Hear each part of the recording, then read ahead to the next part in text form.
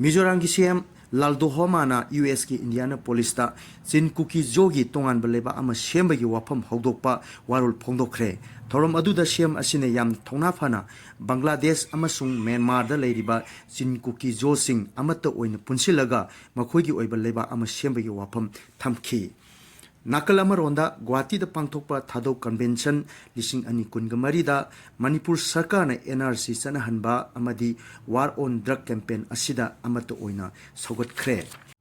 Thadok convention Guwahati gi organizing committee gi chairman Nelkholan Haukif amadi secretary Mangmillan Silong na thador pasirol da hai India government Manipur da NRC sana hanaba local iba khongthang da sogatli national interest citizen sing amadi yalomi purup sing gi right ngak senbada pandam thamli ningsing bayai thadok purup asi kuki purup natti haiba khan khibal leirabani